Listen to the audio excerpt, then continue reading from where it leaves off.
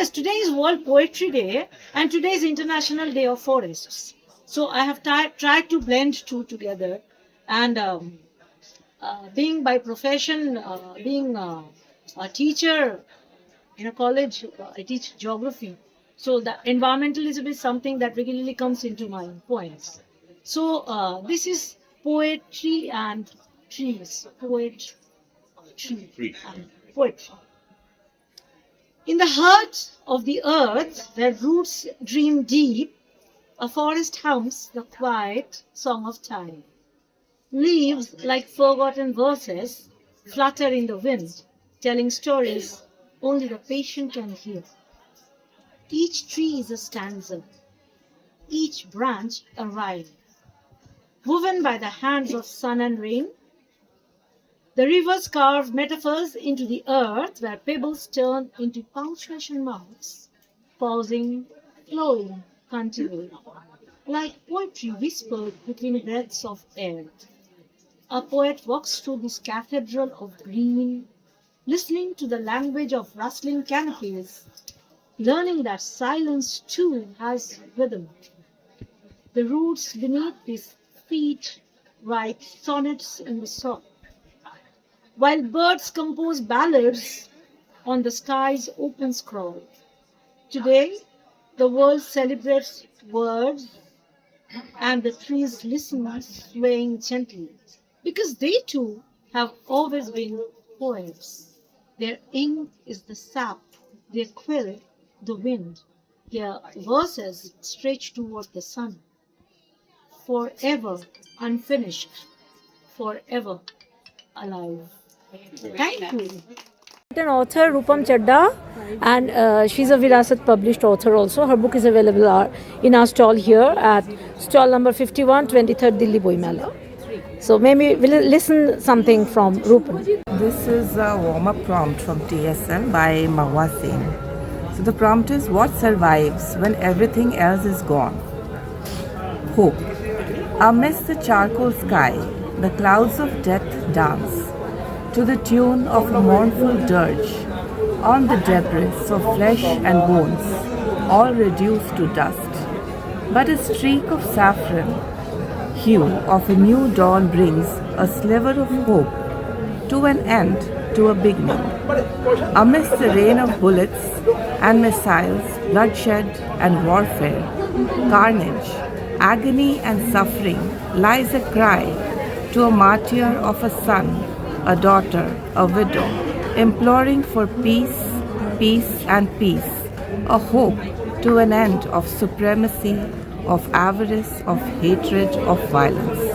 Amidst the silence and quietude, enveloped in layers of fear, grief and helplessness, lost in the abyss of gloom and darkness all around, yet still to cling on to hope and to a belief, to reform, to renew, and to rise like a phoenix from all despair and destruction.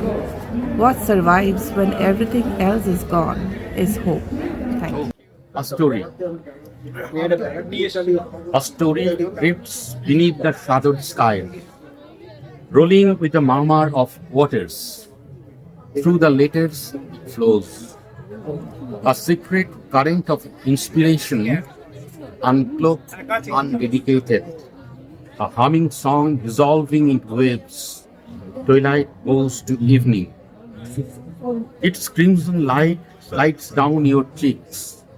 You, without beginning, without end.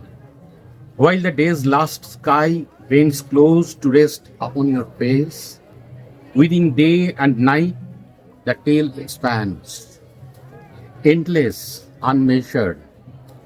Through 1,000 births it flows, that deathless knowing, and even in sleep your face remains awake. A story rolls on beyond the 10 horizons. Beautiful, beautiful. একটি গল্প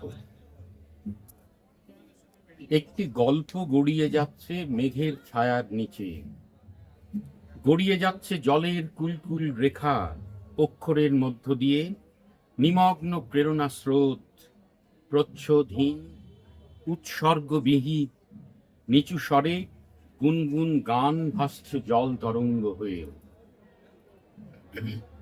গোধূলি পেরিয়ে সন্ধে নামছে, আরক্ত আভা তার গড়িয়ে নামছে তোমার দুগাল বেয়ে। যে তোমার শুরু নেই, শেষ নেই, দিনান্তের আলোমাখা আকাশ ঝুঁকে আছে ওই মুখের উপর। দিন ও রাত্রির ভেতরে সেই গল্পের অন্তহীন বিস্তার, সহস্র জন্মের ভেতরে সেই মৃত্যুহীন বোধের গড়িয়ে যাওয়া, ঘুমের ভেতর জেগে থাকা ওই মুখ, একটি গল্প গড়িয়ে যাচ্ছে 10 দিগন্ত পেরিয়ে। বাহ, অসাধারণ। পোয়েট প্রাণজীব। দৃশ্যটি, আজ সারাদিন কেউ কলিং বেল টেপেনি, কেউ দরজা ঠেলে ঢোকেনি ভেতরে, কেউ এসে বসেনি বসার ঘরে ছোপায়, কেউ তুলে আনেনি আজকের দৈনিক কাগজ, গেটের তলা দিয়ে ফরকেছে হকার। যাবার সময় সে তুলে নিয়ে গেছে সমগ্র অন্ধকার। মুখিয়ে পড়ে আছে হেডলাইন, কেউই আজ নজর দেয়নি সেদিকে তুমি ছাড়া। কেন এমন বিশেষ নিস্পৃহ দিন হলো আজকে, বোঝা মুশকিল বলে কোনো স্লোগান উঠল না। ভাষাদের আজ ছুটির দিন, অক্ষরেরা সেই মতন জুটছে। এ ওর তার দিকে তাকিয়ে দেখছে দৃশ্যটি উপভোগ্য কিনা, অথবা কেউ কারো দিকে তাকায় না, ভ্রুক্ষেপ ফেল। হঠাৎ সেলফোন বেজে ওঠে, নীল আলোয় গান, আত্মীয় বন্ধুর মতো সরে পড়ে বাতাস সাদ বাগানের পথে। একবার কবিতা, আমি তোমাকে চাইছি, তুমি আমাকে চাইছো না। তোমার দরকার হ্যালোজেন লাইট, তুমি চাইছো একটু মিডিয়া বাইট, একটু লোলুপ গায়ে পড়া ভাব, একটু পদচুম্বন।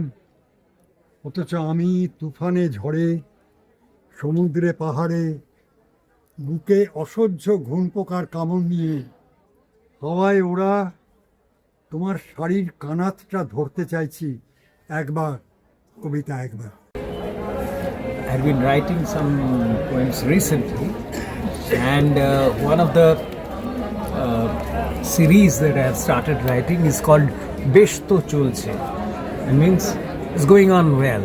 মনোবিজ্ঞানের ছাত্র হয়েও এটুকু শিখিনি, 75 বয়সোর্ধ হয়ে যদি সুখে শান্তিতে থাকতে চায়, পুনর্নবীন হবার স্বপ্ন দেখা ছাড়তেই হবে।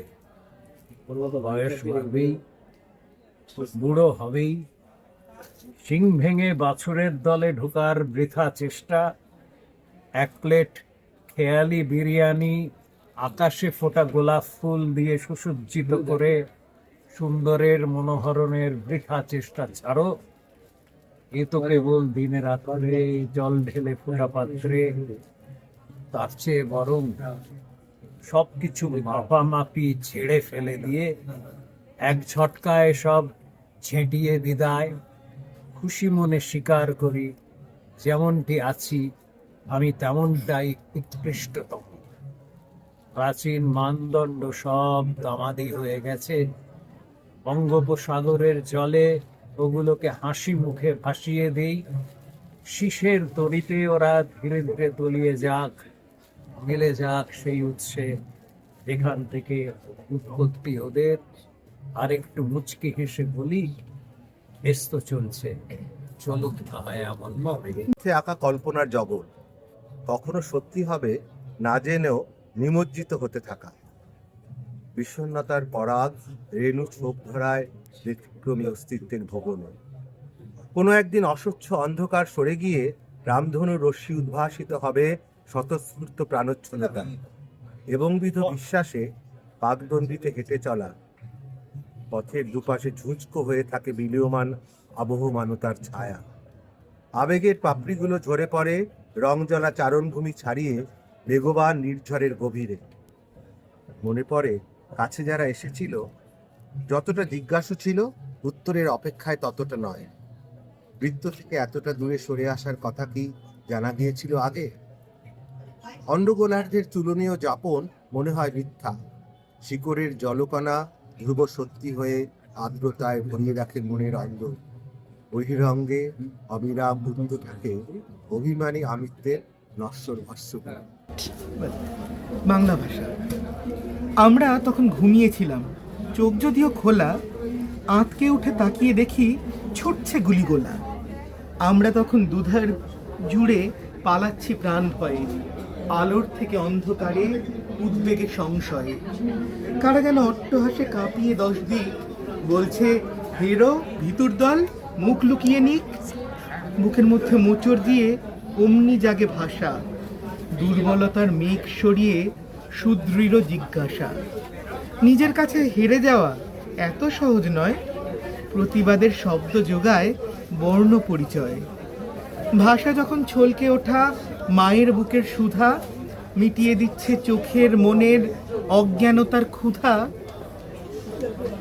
তখন আমার ভয়টা কিসের? ভয়কে বলি 60, বৃষ্টি নামায় বর্ণমালার একলা সহজ পাঠ। 2-1 মুঠো তুচ্ছ বারুদ করবে পাতা লাল, সেই শনিতে আর্দ্র হরফ আনবে ফের সকাল। থ্যাংক বাহ ইউ। বাহ। Thank you Nice to meet এত সুন্দর একটি কবিতা সন্ধ্যার আয়োজন করার জন্য। আমার বই যে পথে বৃষ্টিরা হাঁটে, আমার কবিতার বই, সেখান থেকে একটি Okay. প্রথমে আমি আমার কথাটা পড়ি, তাহলে বোঝা যাবে আমি কি লিখতে চাই। মেঘেদের চোখ থেকে ঝরে পড়ে বৃষ্টি টিনের চালের গা বেয়ে উঠোনের নরম কাদা পেরিয়ে টলটলে দিঘির বুক অবধি এক গভীর যাত্রা সম্পূর্ণ করে। এ পথ অসামান্য, মসৃণ বা স্বর্গীয় বলে দাবি করি না, তথাপি পৃথক। মনের মধ্যে বিষণ্ণ গভীর মেঘ জমা হয়ে এমনই এক অনন্য প্রায় পথের নির্মাণ শুরু হয়। সাধারণ যাত্রার মতো অভীষ্ট পূরণে নয়, বেঁচে থাকার নিরুপম আনন্দে বিমোহিত নয়। গড়পড়তা পথের চেয়ে অনেকখানি পৃথক ও সপ্রতিভ। এই যাত্রা শুরুর দিনের কথা মনে করতে চাইলে পূর্বজন্মের চিরাগ জ্বলে ওঠে। গ্রীষ্মের এক বাতানুকূল দুপুরে আমার একান্ত খেলার মাঝে যেভাবে বৃষ্টি হয়ে নেমে এসেছিল রবি ঠাকুরের কবিতা। সমষ্টি যে পথ খুঁজে নেয় সেই পথে বৃষ্টিরা হাঁটে না। অনুসন্ধানী মন এমনই এক বৃষ্টিকণার কাঙ্ক্ষিত যাত্রা, ঐক্য সংখ্যাগুরুর ডঙ্কানিনাদের কাছে হার না মানা এক উচ্ছ্বাস। এই পথ দিঘিতে বিলীন নয়, উষ্মাস থেকে সঞ্চয়িতা, একাকিত্ব থেকে নির্জনতা, আর আদি থেকে অনন্তে তার প্রচণ্ড বিস্তার। এই বিরাট পথের সমস্ত পথে তার মনের মধ্যে জমিয়ে রেখেছেন পবিত্র মেঘ। বৃষ্টি আসবে আমার বিশ্বাস।